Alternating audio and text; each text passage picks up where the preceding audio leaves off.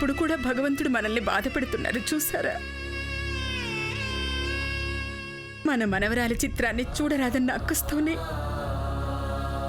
ఇలా కనపడకుండా చేశాడండి. అయినా అబ్బాయి బొమ్మ వేసేటప్పుడు దీని మీద రంగు పడేటప్పుడు చూశారు కదండి. ఎలా ఉంది నా మనవరాలు?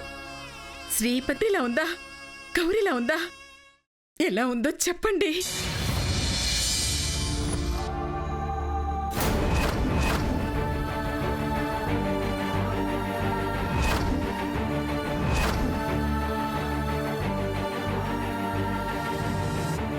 మీ మనవరాల్ని కళ్ళారా చూసుకునే అదృష్టం మీకైతే కలిగింది.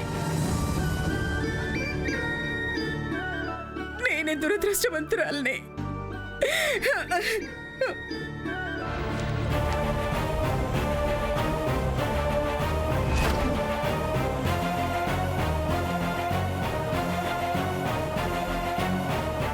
ఎలా ఉందో చెప్పండి.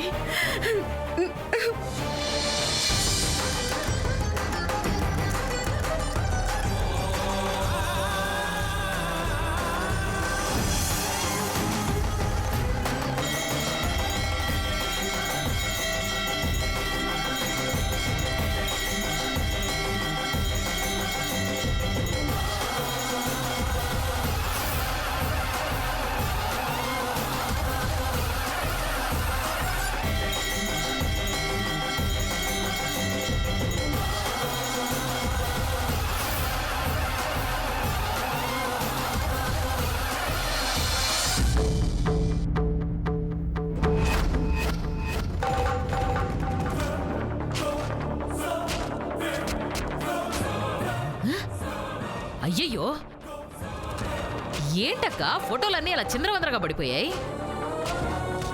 ఆవిడ గారి ఆర్ట్ చూస్తున్నారు అత్తయ్య.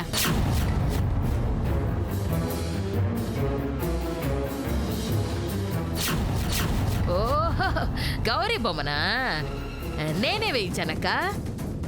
నీ పెద్ద మనవరాల్ని వెతకడానికి పనికొస్తుందని నేనే పోలికలు చెప్పి గీయించాను. శేషమ్మ, నువ్వైనా చెప్పు, రంగు పడ్డ ఈ చిత్రం ఎవరిది, ఎలా ఉంటుంది? నువ్వు చూసావుగా, చెప్పు శేషమ్మ. భూమిది అంటే ఆ పల్లెటూరి దాన్ని పట్టుకొచ్చి మంగళ స్నానం చేయించి ఆస్తి రాయించేలా ఉంది. ఆలోచిస్తున్నావేంటి శేషమ్మ? అనుకుంటాం గనక ఒక్కొక్కసారి మన తప్పుడు సమాచారం, అర్థం కాని హావభావాలు చూపిస్తే బొమ్మలేసేవాడు దారి తప్పి పిచ్చి బొమ్మలేవో గీసేస్తాడు. అమ్మా, అలాంటి వాళ్ళది నిజమైన ప్రేమ కాదు, అది వ్యామోహం. ఎగ్జాక్ట్లీ చిన్నత్త, నిజంగా ప్రేమించుకున్న వాళ్ళు అలా చేయరు. ఎంత మనసు విరిగిపోతే కన్న కూతుర్ని పట్టుకొని మా దృష్టిలో చచ్చిపోయా ఉంటుందా తల్లి? అది సరే అమ్మా, తన కూతురుతో తన మాట అనేటప్పుడు ఆమె మాటల్లో వ్యథ, కళ్ళల్లో బాధ గమనించావమ్మా? పెద్దబాబుకు బర్త్డే విషెస్ చెప్పు కూడా వెళ్ళాం కదా. ఊరికే ఎలా కాలిపోతుంది? మంట పెడితేనో పడితేనో తగలబడుతుంది.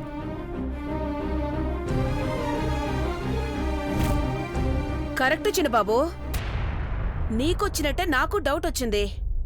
పార్వతే షర్టును తగలబెట్టిందనుకుంటా.